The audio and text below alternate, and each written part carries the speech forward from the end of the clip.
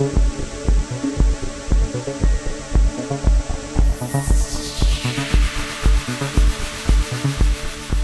Kompas.com, belakangan kita mendengar kabar kurang menyenangkan dari Presiden RI ke-6 Susilo Bambang Yudhoyono.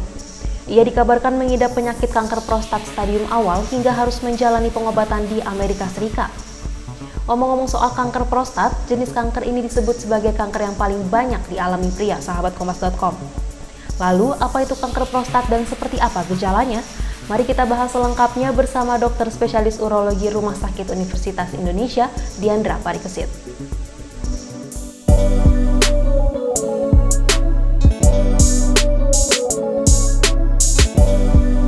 Sebelum masuk ke penyakitnya, mungkin kita mulai dari organ prostat itu sendiri ya. Jadi prostat itu sebuah organ kelenjar dia sebenarnya. Itu semua laki-laki punya. Wanita aja yang nggak punya gitu ya. Jadi semua laki-laki punya. Letaknya dia itu di bawahnya kandung kemih sebelum masuk ke saluran kemih bagian bawah gitu. Jadi dia letaknya di antara saluran kemih bagian bawah sama kandung kemih.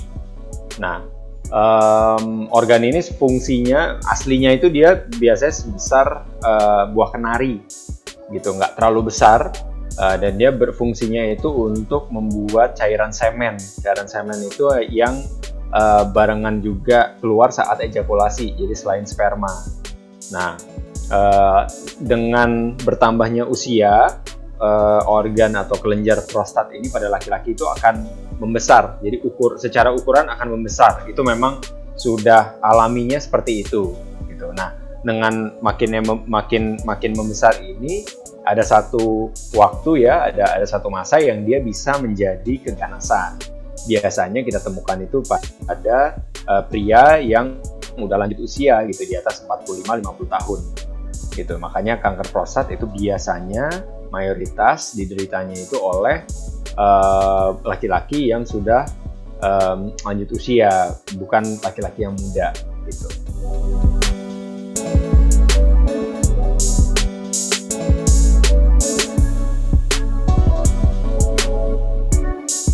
Jadi faktor resiko dari kanker prostat itu nomor satu sebenarnya usia. Karena yang tadi saya bilang dengan bertambahnya usia makin meningkat juga kemungkinan untuk pembesaran prostat baik jinak ataupun ganas atau kanker prostat gitu ya. Faktor-faktor resiko lain selain usia itu ras atau etnis. Jadi kalau di penelitian itu dibilang bahwa ras atau etnis kulit hitam biasanya itu lebih tinggi resikonya untuk mendapatkan kanker prostat. Kita sebenarnya orang Asia itu nggak setinggi itu, gitu faktor resikonya secara ras. Lain-lainnya ya tadi ya, riwayat keluarga itu juga mempengaruhi. Kalau anggota keluarganya terutama yang laki-laki dan sedarah punya kanker prostat, lebih baik kita melakukan pemeriksaan screeningnya itu lebih awal gitu ya, umur 45 tahun. Lain-lainnya itu merokok juga salah satu yang meningkatkan resiko kanker prostat. Saya rasa kalau untuk hal ini meningkatkan resiko kanker prostat resiko kanker hampir mayoritas semua kanker gitu ya kalau merokok.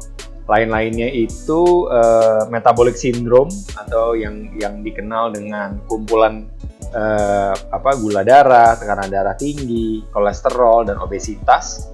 Itu bisa meningkatkan juga faktor resiko kanker prostat. Lain-lainnya yang bisa kita perbaiki ya, atau yang bisa dimodifikasi faktor resikonya itu sebenarnya pola diet. Jadi kalau dietnya itu tidak sehat, konsumsi gulanya, konsumsi lemak-lemaknya tinggi, konsumsi garamnya tinggi, itu juga meningkatkan resiko. Dan yang terakhir yang nggak kalah pentingnya juga olahraga. Jadi disarankan itu untuk olahraga setidaknya 3 kali seminggu, minimal setengah jam. Itu yang disebut olahraga rutin.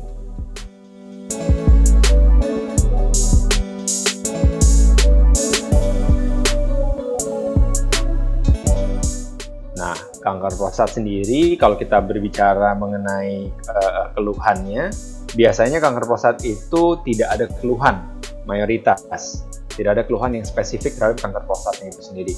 keluhannya itu biasanya ya kalau di atas 45-50 tahun, keluhannya itu justru lebih banyak ke arah gangguan berkemih, gangguan buang air kecil.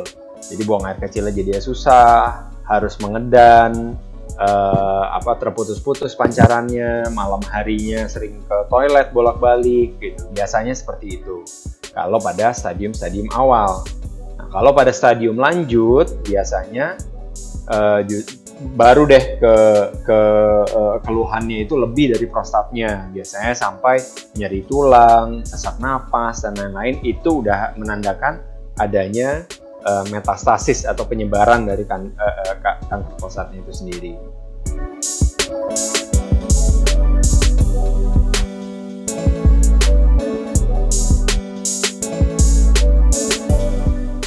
Penyakit prostat itu sebenarnya bermacam-macam. Bisa dari infeksi, prostatitis namanya, pembesaran prostat jinak, atau banyak yang menyebutnya BPH gitu ya, benign prostatic hyperplasia, atau kanker prostat.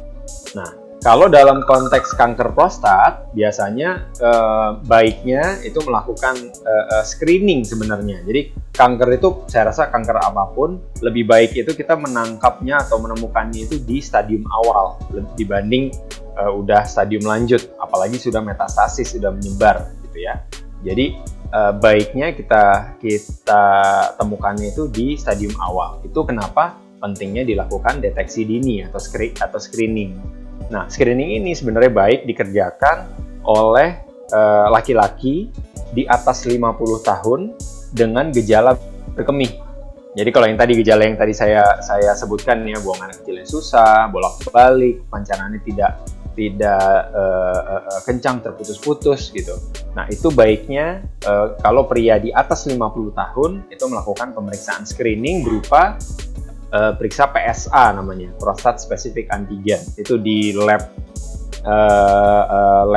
laboratorium pemeriksaan darah itu biasanya sudah ada. Nah, kalau bagi mereka yang punya anggota keluarga baik bapak atau kakak adik gitu ya yang sedarah yang punya riwayat kanker prostat, baiknya mulai screeningnya itu di atas 45 tahun gitu. Screeningnya bisa dimulai dengan pemeriksaan PSA tadi ya, prostat specific antigen. Kalau PSA-nya itu ditemukan biasanya kalau di Indonesia cut off-nya adalah 4. Jadi kalau PSA-nya di atas 4, maka baiknya konsultasi ke dokter urologi, nanti ditentukan, dilihat dari derajat resikonya, apakah perlu melakukan biopsi, ya, biopsi prostat atau tidak. Nah, dari biopsilah baru ketahuan diagnosa kanker prostat. Jadi dengan PSA aja itu belum cukup gitu ya. Artinya nggak bisa orang dengan PSA tinggi terus didiagnosa dengan kanker prostat, itu nggak bisa.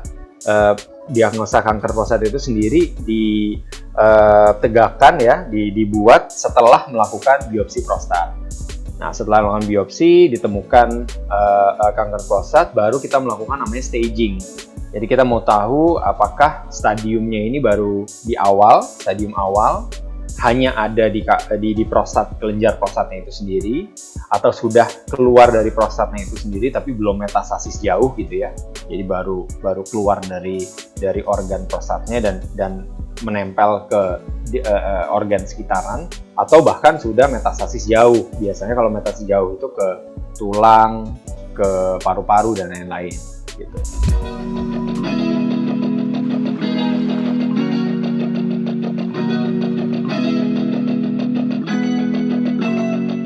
Nah, sahabat Kompas.com, itulah pengertian penyebab hingga gejala penyakit kanker prostat. Untuk mengetahui cara mencegah dan metode pengobatan kanker prostat, simak penjelasan Dr. Diandra pada episode Tanya Dokter berikutnya ya. Simak juga informasi menarik lainnya hanya di Kompas.com, Jernih Melihat Dunia.